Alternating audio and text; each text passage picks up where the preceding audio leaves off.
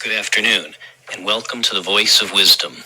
With over 60 years of experience as an investment banker, entrepreneur, investment analyst, economist, and venture capitalist, Morty Davis is Wall Street and capitalism personified. The over 400 companies for which he has raised more than $3 billion over the years have created a countless number of jobs and exciting new products. Through the Voice of Wisdom, Mr. Davis explores, analyzes, and debates the most topical political, economic, and social issues facing our world today. Joining Mr. Davis today for a discussion on the handling of the pro-Palestinian protests on college campuses is Len Carter. Len is an investment banker, business consultant, and private investor. And now, Mr. Davis and Mr. Carter. Hello again.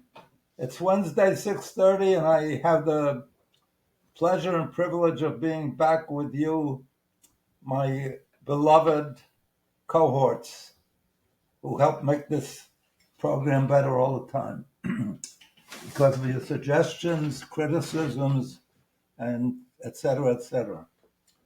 So before we get into the current events or the current issues that we discuss that are sure to depress anyone, I want to give you a lift or hopefully help you to get happier in your lives. And that's the reason I wrote this book, Happiness Guaranteed or Your Misery Back. How to be happy no matter what. It's the best book you'll ever read on happiness. I read all of them. And frankly, I took some wisdom from each one of them when I found it worthwhile to include. So I didn't perjure. I didn't take a lot, from any one of them, but I did take some good ideas from those books, especially from the one that goes back a long way, from Bishop Sheehan, the Catholic priest who wrote the book. What's the name of it again? The Power of Positive Thinking. I think that's the name. And that's what I want you to have, positive thinking. So number one, get my book, Happiness Guaranteed or Your Misery Back.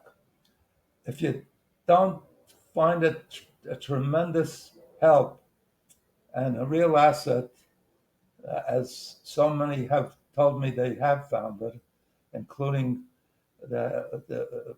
somebody who's head of the Fortune 100 companies, who reads it with his kids and his wife regularly now, and who sends it out as a gift to his clients and his important contacts. And he says he's never gotten so many positive responses, because usually when he sends a present, a gift to these people, and he sends out thousands in a year, he hardly ever hears from them, or he gets a thank you note or a call, thank you so much. He said with this book, he's getting calls all the time to thank him, and even well into beyond the time they just got it, after they've been reading it for a while. Unlike other gifts that he never hears about for the rest of the year or the rest of his lifetime, on this one, he's gotten a lot of calls thanking him and telling him how uplifting the ideas have made him and helped him become. So without you buying the book, first of all, I'll give you the best offer ever. A lot of advertisements you see on television or on the internet, which says, if you buy this product and you're not fully happy with it, send back your purchase slip and we'll refund your purchase price. I'm going to do better than that. I'm going to say, if you purchase this book and you're not happy with it, you're not thrilled with the fact that you purchased it, just send me back. You don't even have to send back the book. You can keep it and benefit from it. Just send me back your purchase slip, and I'll send you back double what you paid. That's how sure I am you're going to like it, and that's my experience, because I've made this offer to everybody who's ever bought it, and so far I haven't got one purchase slip back. But I'm really pleased to do it if you find that it doesn't live up to your expectations. So without buying the book, I like to start the podcast by giving you some ideas on how to be happy. First of all, stay positive. Remember, most of the things you and I worry about the most, and stay down and are in a terrible mood, is because we're anticipating bad things, or we're delayed in doing things, or all kind of things that are temporary or are momentary, because most of the things we worry so much about never happen, and not, even if they happen, then the way to address it is to turn any negative into a positive. So people who have failed and keep working at it and keep trying, they've created some of the greatest inventions, the greatest humanitarian assistance, drugs, unbelievable things, including people who were one or two cases where I read where the person was dead, supposedly dead. They checked his heart, and it stopped breathing. And then an hour later, they found it was only his heart that was down. His brain was still working. Today, we don't consider anybody dead until their brain goes, even if their brain isn't working that well while they're alive. That would change the definition of a lot of people from alive to dead. A lot of people are dead while their brain is still working, right? So, and also, you might notice, you might remark on the people that come back from war become amputees. They lose their arms, their legs, their eyesight. I mean, you'd think that and some of them do, go into the greatest depression. Their life is over. They're ruined. They don't get married. They just don't move on. And others, unbelievably, are great athletes, become great athletes.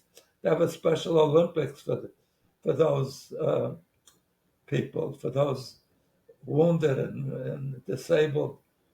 And they're so excited, more excited than the people that are totally in one piece and healthy.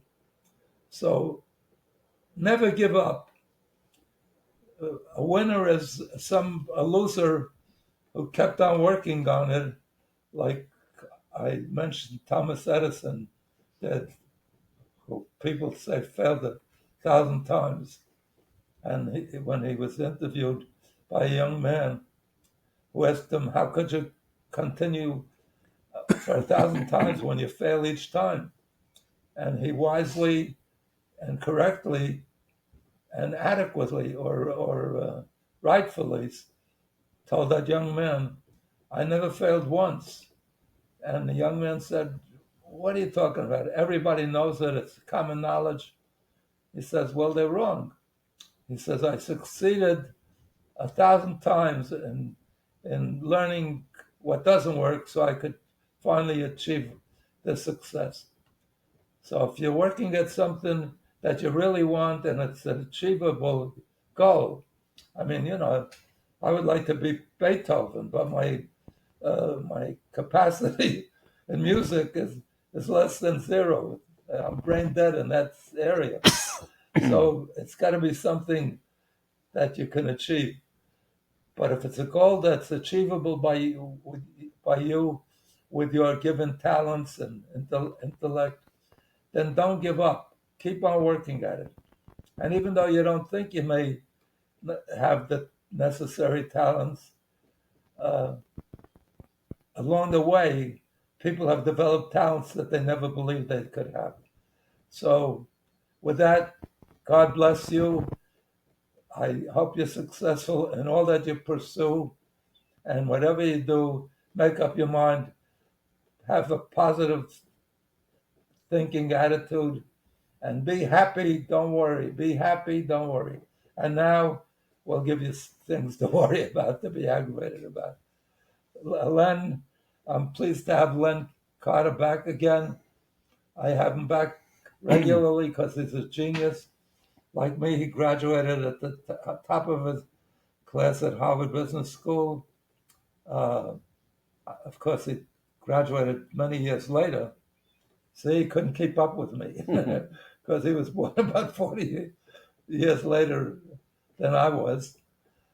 But he graduated with honors at the top of his class. Then he graduated, got a master's in engineering from a great university, Cornell University, one of the Ivy League schools. And then he went on to one of the great American schools, Stanford University on the West Coast, and got a further advanced degree in engineering. So for me, it's a privilege and a pleasure to have him on. Well, not such a pleasure because he's always arguing with me and rejecting my assertions, my thoughts, but I learn a lot from him, and my audience learns a lot from him. So welcome back, Leonard, and Thank you. Thank you for let's having me. move on with the issues of the week. So, we've been discussing a lot about what's been happening overseas. Discussing or disgusting? Debating, discussing, and discussing.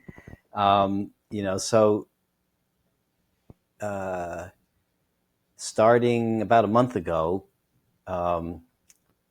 at Columbia, there were student protests that began. It was really where all of the college campus student protests. Today we're going to be talking about those. It was a little earlier than that. I think like it was end of April, like shortly the 20th. after October 7th. Well, the real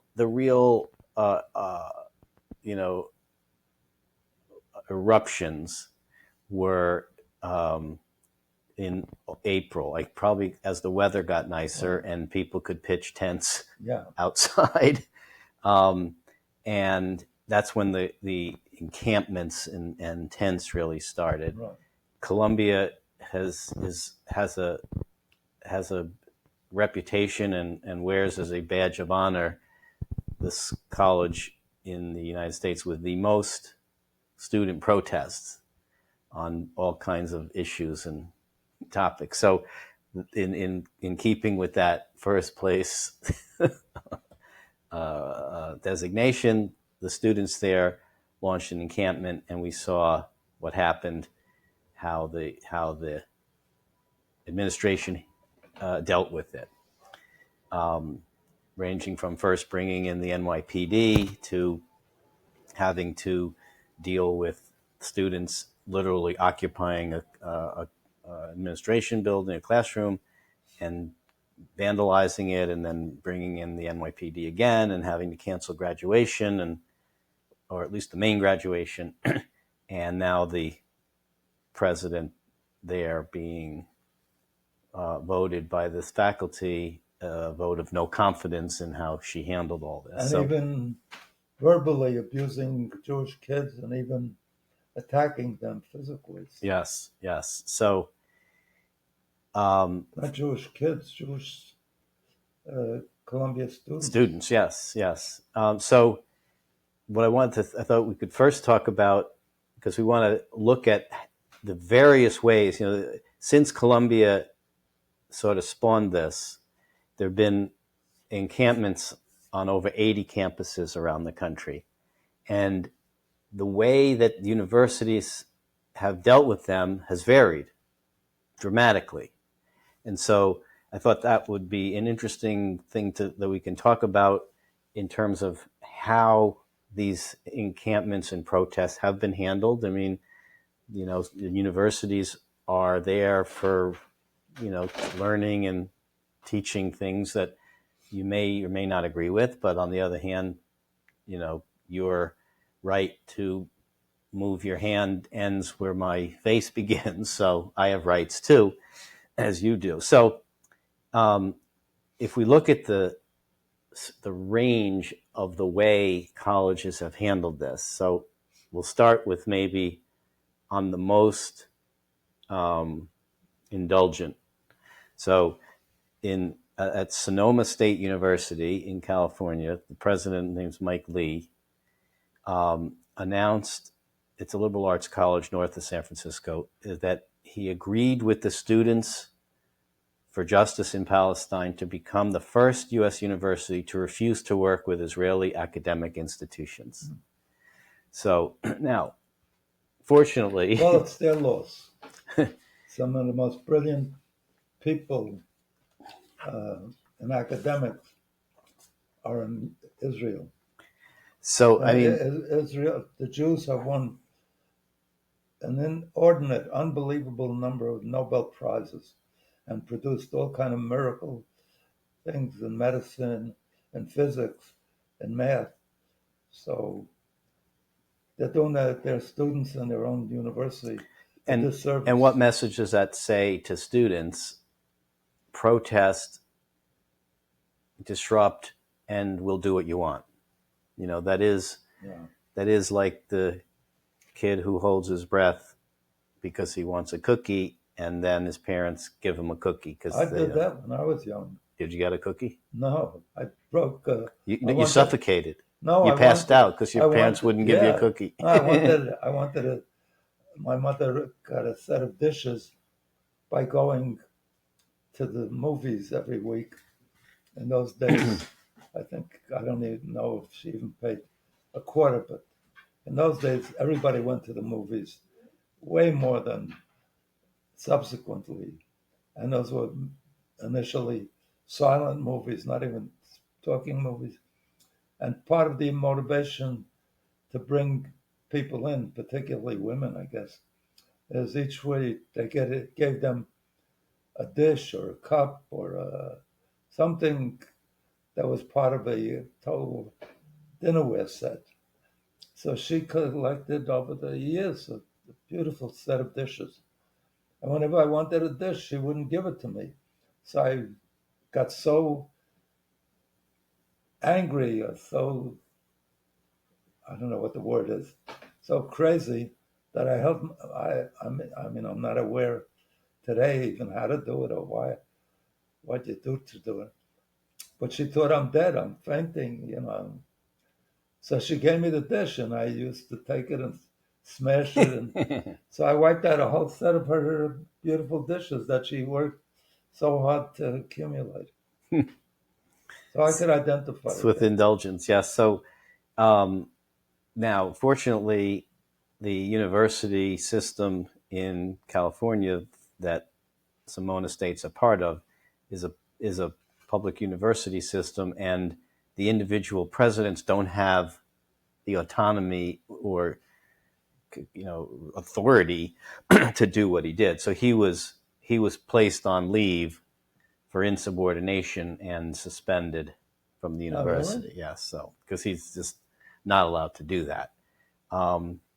Another indulgent college was Evergreen State College, which agreed with the students to call for a ceasefire and explore divesting from companies that profit from, quote, the occupation of Palestinian territories. Northwestern University, which... Did anything happen to that president? No? I don't think so, because it wasn't, unlike the president at Sonoma, who made a policy change. I think at Evergreen, it was just an agreement to explore divesting, not unlike Northwestern, who agreed in order to get their encampment to disband. They agreed to establish an advisory committee on university investments in return for the students dismantling the tent encampment. The American Jewish Committee accused the university of, quote, succumbing to the demands of a mob. Brown University agreed to vote on divestment from companies affiliated with Israel in a deal with protesters, and that vote's going to be in October. So they agreed to take a vote. They didn't agree to do the correct. They agreed to let the students, I think, present a case and then take a vote. So that's an interesting point, because I want to get to that after we get to the other extreme, because I think it's interesting and sort of goes back to the parental analogy, where when I ask my mother, can we go here, or can I do this on the weekend? And I get the answer, we'll see. She didn't say no. She didn't say yes. She kicked the can down the road and said, we'll see. Yeah. So hoping you'll get over it. So exactly. So when we'll discuss this, but a lot of these concessions that the universities made, I can see maybe a little bit ulterior motive, because if it accomplishes the goal of de-escalation, because they certainly don't want violence. They don't want, because that just brings it more media attention. And if the goal is to just have a cooling off period and to, listen, sometimes just listening is what people want. And like you pointed out, it wasn't an agreement to do anything. It was an agreement to listen. So there's a debate there of whether or not even that's a good idea, because it gives them a platform to discuss. But let's talk about now the other extreme. So we have these colleges in California which basically said, okay, you're right, students. And now we have the other side. We have Florida and Texas, where in the University of Florida, this is what I think it was the spokesman, his name's Steve Orlando, said. This is not complicated, he said. The University of Florida is not a daycare, and we do not treat protesters like children. They know the rules. They broke the rules, and they'll face the consequences. It's the entire state of Florida, I understand. Well, the university, DeSantis. And then DeSantis responds, the University of Florida, Florida State, and our university. So those are all the, they can't control like University of Miami, which is a private school, but all the university U system and the state Florida system are under their control. Our universities have been very strong in saying, quote, you can say what you want, but you don't have the right to commandeer territory. You don't have the right to harass students or faculty or any of that. And if you do violate the code of conduct, we're going to show you the door. You will be expelled. So, and then in Texas, Governor Abbott. In Texas, they usually go back to the old days. They shoot you. Close. In fact, Governor Abbott said the protesters should be jailed. Really? So,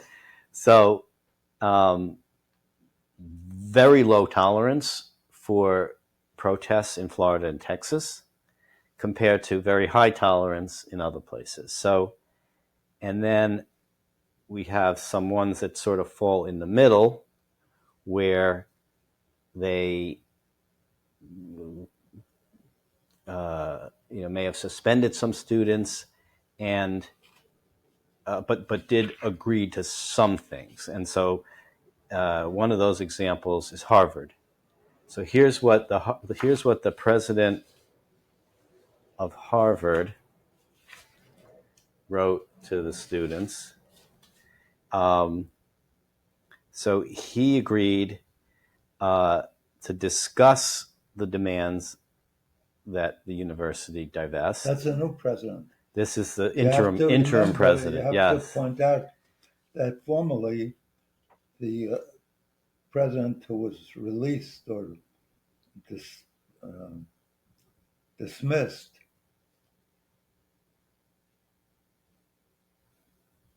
was She resigned. she was passive and did nothing, and Harvard turned into the campus turned into a wild uh, protest area, including about a third, I think, were not even students, outsiders that joined, and two others, Penn, an Ivy League school, a top Ivy League school. So three of the top schools in the United States, Harvard, Penn, and MIT, two of which had Jewish presidents. Um, Penn had a Jewish president, and MIT had and still has a Jewish president. And when they testified before Congress, all of them said, when asked by, what's her name, Stefanik, Elise Stefanik. Yeah. at least a congressman from upstate New York, if people are screaming genocide of Israel's, Is a call to genocide something that violates your university's policies? yeah. So they all said a Depends. call to genocide. Well, it depends on the circumstances, on the conditions, which was outrageous. Stephanie, congressman, woman, she made my day, and she's moved up in consideration to be vice president in the next election, a Republican vice president. She is terrific. But all she asked is a simple question, and it shouldn't be conditional on anything. Promoting genocide is, Yes. I don't know under what circumstances. Under what context it could be. Right, that's the word they use. Yes. It depends on the context. Even Right. if you go to war, genocide is right. prohibited. See, here in that vein, here's what happened at University of Chicago. So they also ended the encampment, and the president of University of Chicago, this is an op-ed that came out where he says, as president of the University of Chicago, I ended the encampment that occupied the university's main quad for more than a week. The Tuesday morning action resulted in no arrests. Recent months have seen tremendous contention over protests, et cetera, et cetera. Now, he goes on to talk about why to justify the call and requirement to dismantle the protest, the encampments. And what he said was, how about the on-campus protests? So there was no. This was the specific problem that they had was in the quad, all these tents that were put up and students just living there. And so what he says, they said it was rather intense. Yes, it was an intense situation. Right. So what he said was that the reason that they needed to dismantle the tents was that the university needs to maintain neutrality. And so he couldn't support. The disagreement resolves around institutional neutrality, a foundational value to the University of Chicago. It is a principle animated by the idea that authority can't establish truth for an entire institution dedicated to truth-seeking. Rather, it is the imperative of individuals to seek truth without being limited by authority. Institutional neutrality vests freedom of inquiry and speech directly in faculty and students where it belongs. So his rationale, his basis for calling for the end to the encampment was that university has to maintain neutrality. So I think that while that may sound like, you know, a good idea or a noble idea, I think at the end of the day, you know, it you know, how do you have a neutrality? You know, there are times when there shouldn't be neutrality. You know, that saying nothing is you know, is just as wrong as saying as saying something. And so to not, you know, condemn what either the students are doing or, you know, the terror attacks, I think, and hide behind neutrality, you know, I thought that was, you know, that was sort of a weak way for the University of Chicago to get that. At Harvard, back to Harvard, the interim president writes that he earlier this morning, so this letter came out a week or so ago. The protesters agreed to end the encampment in Harvard Yard. Now that the area is being cleared and in line with the conversation I had with students last week, I will facilitate a meeting with the chair of the corporation committee on shareholder responsibility and other university officials to address questions about the endowment. And in keeping with my commitment to ongoing and reasoned dialogue, the Dean of the Faculty of Arts and Sciences and I met with students to hear their perspectives on academic matters related to longstanding conflicts in the Middle East. So I guess, so the question becomes then, you know, who's What's the question? Who's handled this the best? And, you know, is it a platform when you agree to listen? Like even Brown, you know, people's knee-jerk reaction at Brown was, "What do you mean? You're letting them? You're going to have a vote on divestment?" Later on, just by the way, so for the Harvard, I guess, put out another statement, reiterated in the statement that the endowment will not be used as a tool for political means. Good. Harvard's endowment is $50 billion, the largest endowment of any university. I thought the University of Texas has A little bit less. Really? Harvard, yeah, UT is like 46 billion. Mm. I guess Harvard invested in Nvidia. Right. Yeah. Because UT. Harvard's investment in Nvidia was bigger than UT's, so that's why it's up a few extra billion. No, UT would got big contribution from the oil. It's very industry. It must either be the second biggest or very close because it's 47. No, for years it was the first. Yeah. I mean, but UT is a lot of T's, a lot of U's. There's UT Austin, there's UT Dallas, there's Harvard's one Harvard. Oh, is that? So the UT system is, I don't even know, but there are many. I didn't know that. It's like in New York, we have a lot of university, SUNY Binghamton, SUNY Albany, SUNY Buffalo, SUNY State University. Right. And so in Texas, it's UT, the UT system, and UT Austin is one of the most famous and one of the best of the system, but there are many others. So there's a lot. Whereas Harvard, one Harvard. So it's 50 billion compared to, all those others is on that comparison even bigger because it's one place. So Len, if you want my view on this subject, you may not, so tell me if you don't want it.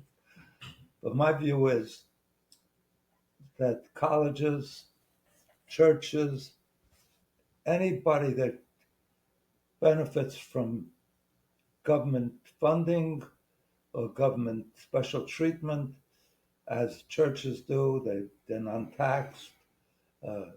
Universities get tons of money from the government and are also non-taxed, uh, unless they're a private college, I guess, and a for-profit college mainly. But overwhelmingly, these are institutions that get favored treatment by the government, which is politically run. So by having them involved in politics, the minute one party gets in, uh, they have different views. So they'll give more money to whatever institution they identified with. There's no reason. I mean, we have to have free speech. They have every right to protest, but not on the campus. And the university should allow free speech and encourage free speech.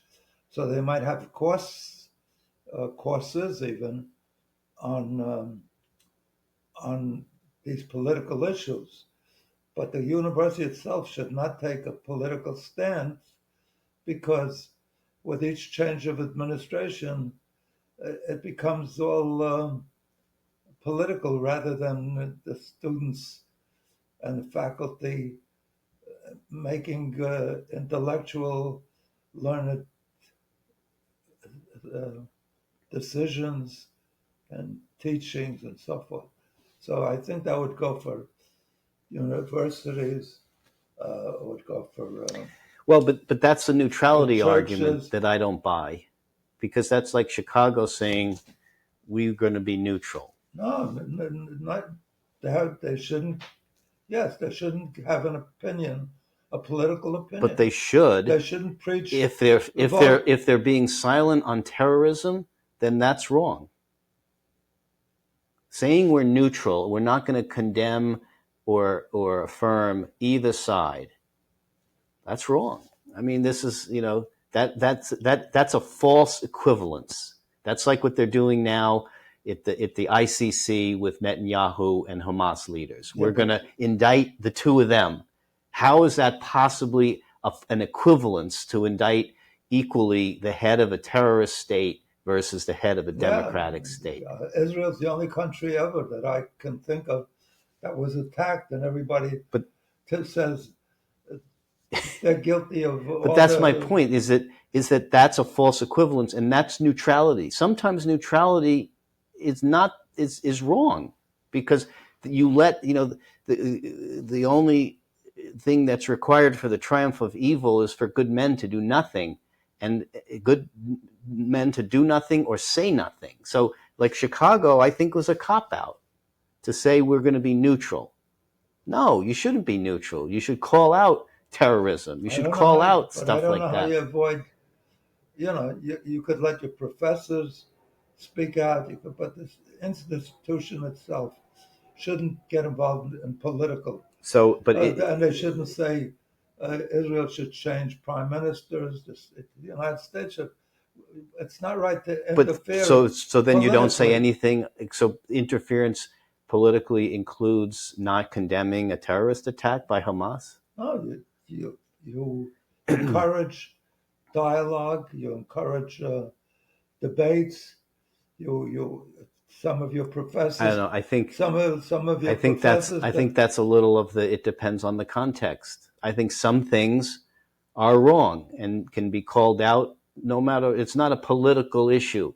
I don't think saying Hamas is bad is a political issue. They should always criticize genocide, but or evil. I mean, not even genocide, right. Just a terrorist attack. I'm using genocide as an obvious thing that should be criticized.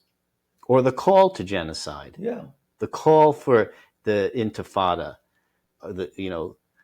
That is, not something that people should stand on the sidelines about, saying we're neutral.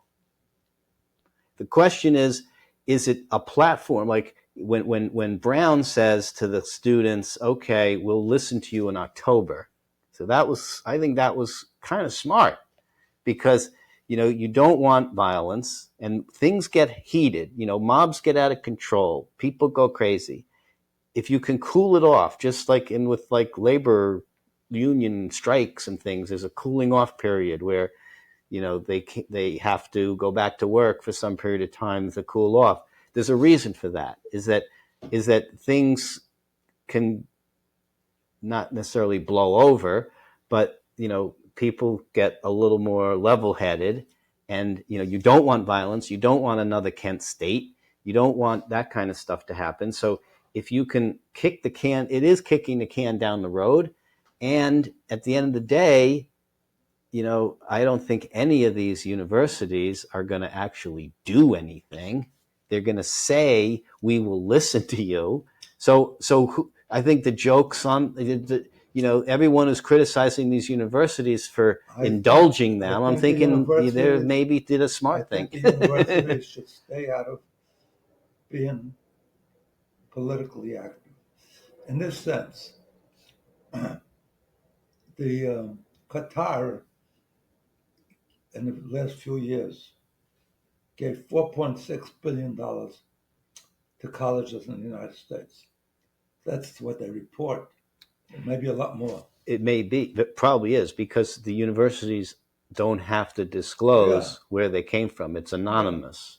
So I don't even know how they know that. Yeah. But so it dwarfs all these guys that announce, if the guy gives $100 million and he says, I'm going to withdraw my support of Columbia University, as what's his name, as Robert Kraft did, because he's a graduate of Columbia and a very wealthy guy, but it dwarfs for anything. So the political thing they shouldn't be allowed to take money from countries that have an agenda to influence the political views of students in this country. That's too much power for universities to resist. And then I don't know if they're such big contributors, how do you not cower to their wishes? So my belief is, you have debates, you have, if it's clearly evil, then the head of the university could speak out. But that's what leadership is. It's calling out the bad and not and taking the hits from the people who disagree. That's assuming that they're in a position to make decisions based on their feelings and their thoughts and their values. But when they get this kind of money from this kind of country, there's no way that they could take it. You've got to keep them out of political thing. They're there for a certain thing, to train, to educate, not to how would you feel if a university said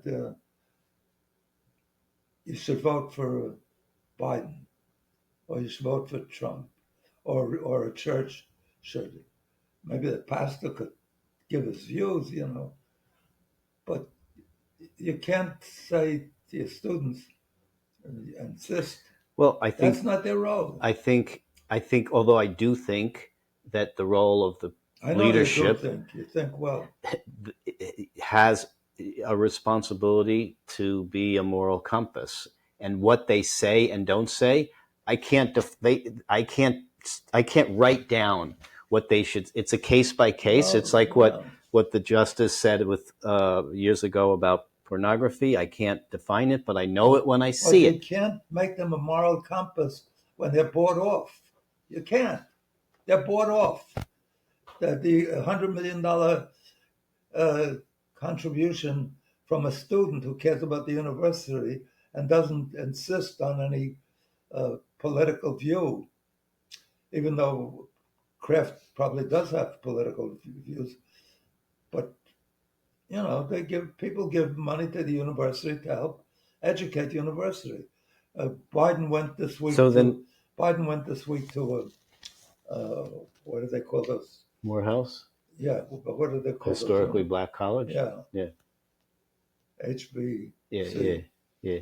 the Harvard Business College, HBC, historically black uh, It's, college. yeah, it's got a few more initials, but So, something like that. so students didn't like their views. So a number of them walked out, which is okay. What? Morehouse College. Yeah. Morehouse College, Yeah. yes. A number of students walked out when Biden got up to speak. Others turned the back. Turned their backs, turned their chairs around and gave them their backs. and the students, the head of the university said, the students came and asked him what he thinks. And he said, you do what you think you want to do. He also said, if you get out of line, I'm going to stop the, Well, that's I'm going to stop the graduation right there. Right. Which he didn't have to do. Yeah. But anyway, it's not any, you can't stop free speech. If the university wants to do something to encourage, and even there they should discourage violence. But if they want to encourage protests, I think you can discourage free speech. A private university, I think, can discourage free speech. Just like when they when Elise Stefanik asked the president of Penn, is this something that violates your university's code of conduct or ethics? The answer should have been yes. Because yes, free speech is guaranteed under the Constitution, but free speech is not guaranteed in a private setting. And the government, you're allowed to have a protest down the street where you call out genocide and you do this, but not at my university. You're missing my point. Something like genocide, which is evil, whoever does it, Christians, Muslims, Jews, Indians, it doesn't matter. I think it's universally agreed to. It's in all the documents. It's in all the UN, right, issuance. So they can do that. But Penn is maybe private, but they get enormous government funds, and they get tax benefits by not being taxed. If they're for profit, maybe they are, but I don't think Penn is a for-profit institution. So I don't. Although you wouldn't know it. Yeah, I don't. And you certainly at a place like Harvard, you wouldn't know it either with $50 billion in the bank. I don't want these institutions that influence the thoughts and the future of our nation by what they teach and what they propose and what they act. So I'm saying. So the government has to interfere by not allowing any foreign donations. How do you address that then?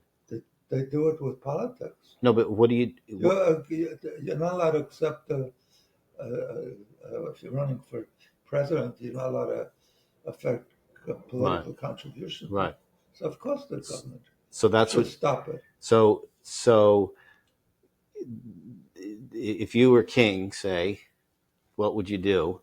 You would say, I'd resign. You would say abdicate. You would say any U.S. like what Lee Stefanik said, any U.S. institution that gets federal money, she said that it violates Title VI of the Civil Rights, which has a definition. Right. So if you insult or bars discrimination, abuse, right? Race, religion, right. So you would say that no university that receives federal funding is allowed to take donations from foreign donors.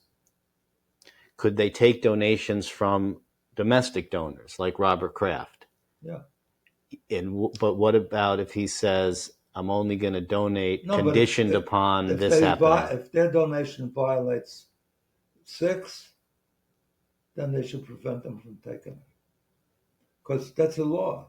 So 6. So if their donation If set, their- but his if in his their case, donation- it was the opposite. It was If saying their donation is to encourage the Ku Klux Klan, they can't do it. Why? Okay. But in Kraft's case, Yeah. he was saying that you weren't adhering to 6, and that's why I'm not going to donate. Because he said that by allowing these protests and things to run amok, they have to adhere to 6. then that's why I'm withholding my money. That's what he said. Because they're adhering to 6. They're not. But they have to. That's the law. So why would the government complain about that? It was Kraft. Kraft is agreeing to comply with 6. Right, and they weren't. So he was saying, I'm withholding my money. Because they're breaking the law. Right. So that's okay. Right. Whenever the university breaks the law, they shouldn't allow the university to take money from it. But is breaking the law setting up a Palestinian department? If somebody wanted to set up, and there's plenty of professors and teachers in the universities who are supportive of a lot of these protests. Are they? Would someone be allowed to fund something like part that? Of their education, they're teaching them the history of Palestine without bias that falls under that legislation 6. What is it called? Title 6. Title 6. Mm-hmm. Then it's perfectly all right. Look, you're not allowed to have a university advocate religion or convert people to religion, but you're allowed to teach the evolution and the establishment of religions and teach about their religion and so forth. As long as you're not doing that something that's political, because the minute the other party gets in, they're going to change the educational system. So it's not easy anytime you make laws, but that's why we have ways to appeal the laws. You can take it to the courts. You could take it ultimately to the Supreme Court, although the question about the Supreme Court is really getting unbelievably difficult because these appointees suffer no consequences no matter what behavior they portray, including sitting in cases where they have a conflict, a bias, yep. A bias where they've been given money by the person whose issue is up before the Supreme Court. And this week they had one with Alito, where his flag at his house was turned over, upside down or something. Yeah. And then he said, that was because the neighbor was hung up something nasty. And anyway, it was his wife. My wife was doing that's ridiculous, because he sees it, he knows that it's wrong. So he turned his flag upside down. I don't know the details. It's outside his house. Right. He turned his American flag upside down to make a statement. His house did. I mean, he said it was my wife. What was the point in doing that? At least what the wife against the stealing of the vote. Stop the steal. Stop the steal. When did he against America? When did he do that? After the election. The New York Times reported it. So it's horrendous for a Supreme Court judge, for whatever reason he did it. Yeah. You don't burn the flag if you're a member of the Supreme Court. You don't spit on it. You may have reasons to do it, but don't set an example like that.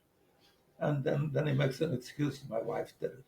It's the same with Thomas, with his wife who was one of the leaders that tried to overturn the election. And he says, no, my wife has nothing to do with we don't discuss it, which is so much bullshit. He takes her wherever he goes on all these paid vacations by big donors.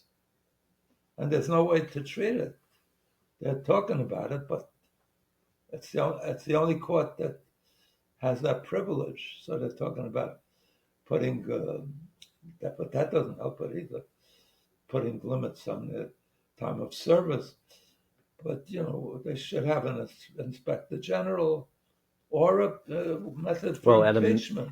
They do have a method of impeachment, but at a minimum, they should have an established code of ethics. Yeah. They don't even have that. Yeah, that's right. They need to have a codified code of ethics. It's secret. It's whatever we want. Right.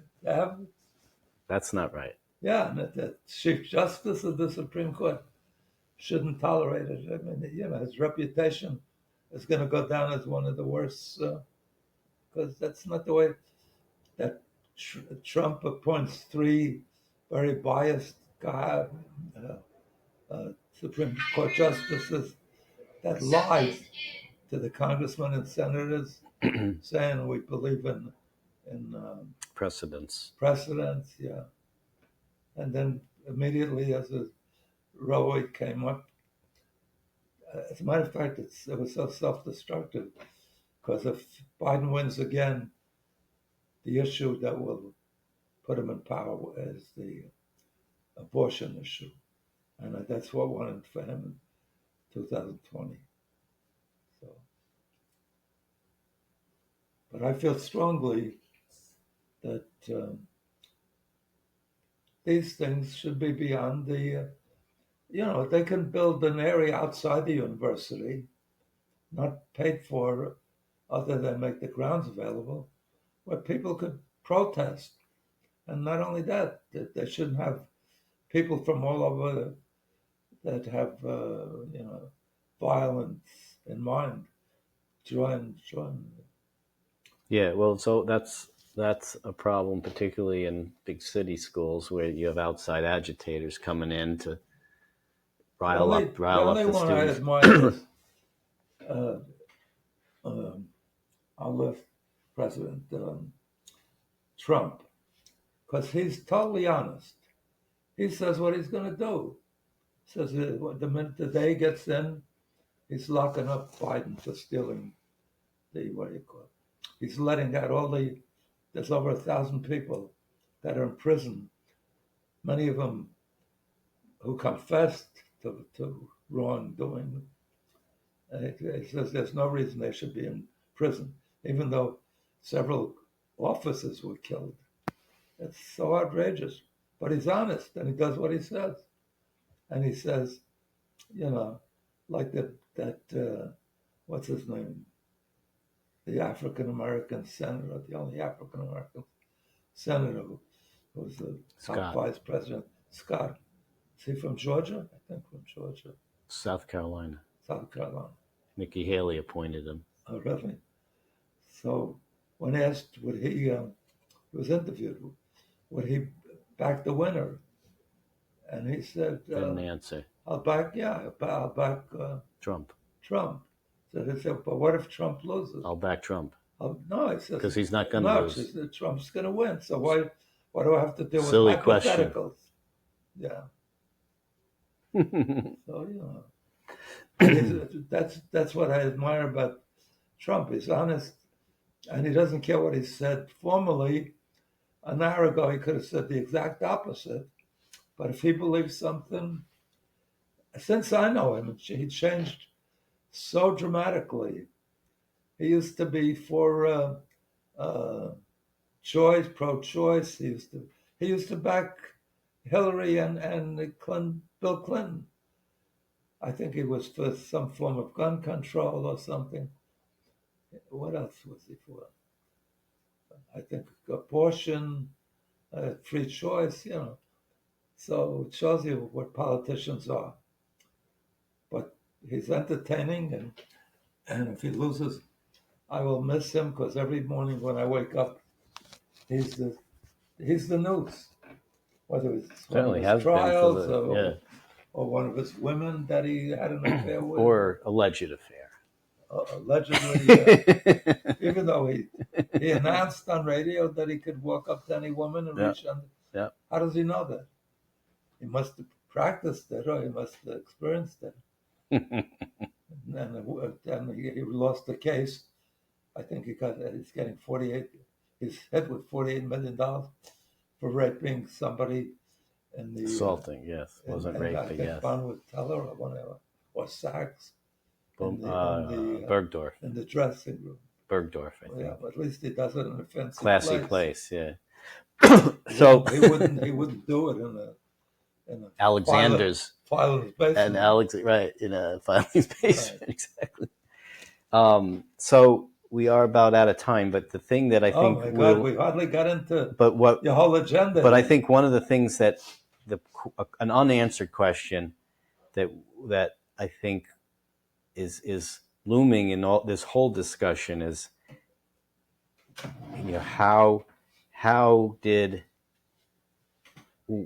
and why do young people and why do so many people, and young people even more so, have this view of the situation and events in Gaza and the Middle East? What is it about their information sources and the way that they get information? It's exactly what I said before. It's Qatar, and for years, Saudi Arabia was the source of all the tragedies that Muslims did because people weren't religious enough. If you remember 9/11, 9 out of the 12 people that participated Saudis. were all Saudis. Right. Saudi was very big. And not only that, interestingly, the United States provided planes for leading Saudi Arabians to fly back so they wouldn't be attacked or abused. So if you spend enough money on PR, look, Israel just kicked out Al Jazeera because it's run by Qatar. And not only that, Qatar served as the, what do you call it, the diplomatic contact between the Israelis and and Hamas and getting back the hostages. And I heard one of the, I think that he was a prince from, or one of the leaders in Qatar, said the two countries can't get an agreement because Israel doesn't want to end the war, and Hamas insists on ending the war. So if Israel would end the war, they'd get the hostages back. There's hardly any hostages left, probably. And so it makes out Israel to be when every time they offer a deal, Israel's offering several hundred life sentence prisoners, which means they killed or they did some terrible rape or something for three and then three and then three, a total of 33 over time. But they say, the sides can't get along because they're both too stubborn. There's one thing I could say about the Jewish people. We're the only people in the world that can bring so many people together, unified against them. It's really unbelievable. Till this thing came up, I don't think anybody understood or believed that there was so much anti-Semitism. And if you take out a few groups, particularly the Christian evangelists and maybe Calvary or something, that are very supportive of Israel, consistent with their Bible. I got to send you the thing of one preacher that goes through the history that Palestine was never a state, never had a prime minister, never had a president, uh, never was occupying where Israel is now. They controlled it for a while and didn't let Christians or Jews carry out their religious uh, visits or their religious uh, Practices. or churches, and that the Jews, there's evidence going back more than 3,500 years of evidence of documented that, and King David was president of an Israel and so forth. There's sufficient evidence. So all these young people, one of the biggest problems is they have no idea of the history of Yep. the only thing they know.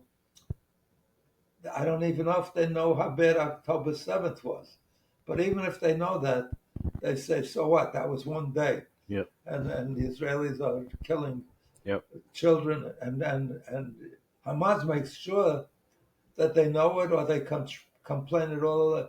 Israel went into a hospital. They surgically avoided killing any doctors or the people in the maternity ward or something. And Hamas says, without any evidence or documentation, that they killed all the doctors. They killed all the. It's ridiculous. Israel helped the guy who's the worst, the founder. I don't know if you saw it. His son speaks against them all the time, against the whole Hamas and how vicious they are, and even about the Muslim viciousness. And he had brain cancer, and Israel treated him and got him back whole. Who else does that? It's horrendous. So, on that note, next week we're hoping to have Israel, some incidentally, doesn't have guests. the kind of budget to do the PR that Qatar has. A handful of people, an enormous oil income. So that's why we need groups like we'll have next week who are trying to combat anti-Semitism and misinformation. Yeah, but the name of that is FC. Well, fat chance. You're dealing against billions and billions and billions of dollars. Like that interview says, how many of the adjacent countries, the Arab or Muslim countries adjacent to Gaza, has or even what's the Palestinian section of Israel? Gaza, No, the West Bank. What? Where? Where the capital is, the West Bank, even the West Bank, which they claim they're stuck in because Israel doesn't let them be. Israel lets them be citizens. I mean, so how many countries let them in? There's so many Arab with big land pieces, and the answer was none. Even Kamala Harris made a speech. Israel's got to cease the war, because there's no place for over 1 million Gazians, civilians, men, women, and children, mostly women and children and infants, that have no place to go. They're at the edge of. Egypt could open it up and they'd have a place to go. Jordan could open it up and none of them want them. What do you call it? Where's Hezbollah? Out of Lebanon. Lebanon could let them in. There's enough places. As I mentioned last week, all those countries literally kicked out all the Jews, drove them out. If not by gun, but at least by their behavior, by forcing them not to serve their religion or and over 1 million were driven out in Israel, a tiny sliver of a country. Took in all million. They took in Ethiopians, black, Ethiopians, Russian, over 1 million Russians, doctors and physicists and scientists and musicians. Unbelievable. And a little country like that takes in all of these people without question. And these other people, well, Kamala Harris says they got no place to go. I'm surprised that Kamala doesn't say let them all into through Mexico. If she's so sensitive about them, why doesn't she offer them quick temporary citizenship in the United States or some temporary inhabitation in the United States? Anyway, God bless you, Leonard. On that note, we will end with the 3 words, to be continued. Right. God bless my cohorts, my audience, my participants. Just enjoy life. Be happy. It's up to you. You're the boss. If there's anything you're the boss of, it's your own mind and what you think about. So don't let your mind wander or focus on negative things. Remember what Bishop Sheen said. The power of positive thinking. If you think positively, everything good could happen to you.